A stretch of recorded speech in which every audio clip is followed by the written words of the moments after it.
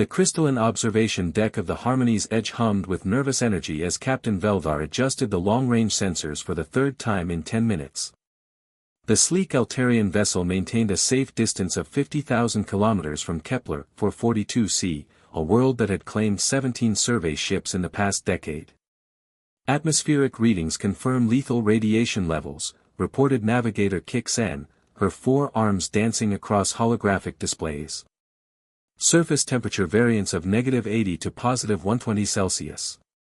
Gravitational pull exceeds standard safety parameters by 40%. And yet, communications officer Nethal interjected, his chromatophore patches flickering with confusion, the human's pod successfully landed 6 hours ago. The bridge fell silent. Every member of the crew, representing 12 different species from across the Galactic Confederation, had heard the stories about humans. Deathworlders, they called them. Beings who evolved on a planet so hostile that it had forged them into something unprecedented in galactic civilization. Bring up the surface feed, Veldar commanded. The main display shimmered, revealing the hellscape below. Toxic clouds swirled through a landscape of jagged obsidian formations and bubbling acid pools. Lightning crackled continuously through the sulfur-laden atmosphere. It was the kind of world that existed only in the nightmares of civilized species. And there, impossibly, moved a lone figure. Marcus Rodriguez had been awake for 18 hours straight, but adrenaline and training kept him focused.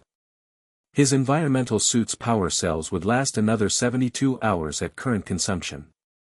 After that, he'd need shelter, real shelter, or face the planet's wrath unprotected.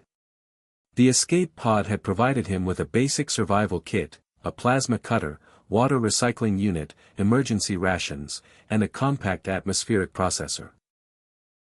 Not much, but Marcus had survived worse during his early days on Luna Colony 7. He surveyed the hostile terrain with the methodical eye of someone who understood that every decision could mean the difference between life and death.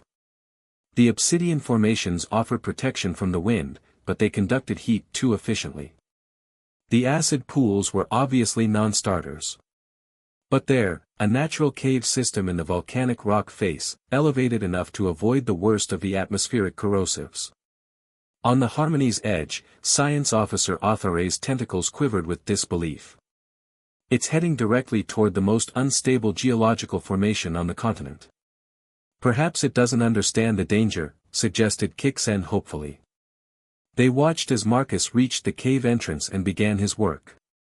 The plasma cutter carved through solid rock with surgical precision, not randomly, but according to some plan that seemed to exist fully formed in his mind. He widened the entrance, then moved deeper, creating what appeared to be a series of chambers. Within 6 hours, Marcus had carved out a living space, a water collection chamber, and a separate area for the atmospheric processor. He'd identified a natural chimney system for ventilation and had begun constructing an airlock using salvaged materials from his pod and cleverly shaped rock formations. By the 7 moons of Altair, whispered Veldar. It's building a permanent habitat. But Marcus wasn't finished. He ventured outside repeatedly, each time returning with materials that the alien observers couldn't identify as useful, metallic fragments from the planet's surface, certain types of crystalline formations, even what appeared to be samples from the acid pools. Using his suit's built-in analyzer, Marcus had identified trace metals in the planetary surface that could be refined using the acid pools as a processing medium. The crystalline structures, when properly shaped, created excellent insulators. The metallic fragments, once purified, could be fashioned into tools and structural supports. By the end of the second day, what had been a simple cave had become an impressive multi-chamber facility. Marcus had established a closed-loop life support system, created a workshop area, and even built what appeared to be a crude but functional communications array using components from his damaged pod. How? Nethal's chromatophores flashed in patterns that indicated severe cognitive dissonance. How is it still alive?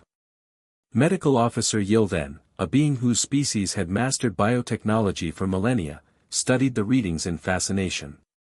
Its physiological responses indicate stress levels that should have induced system failure 12 hours ago. Yet it continues to function at peak efficiency. Marcus had just finished installing a rudimentary early warning system around his shelter when his suit's communications system crackled to life. The signal was weak, heavily distorted by the planet's electromagnetic interference, but unmistakably artificial. "Unknown vessel," he spoke into his helmet's transmitter, his voice hoarse from exertion but steady. "This is Marcus Rodriguez, United Earth Colonial Marines.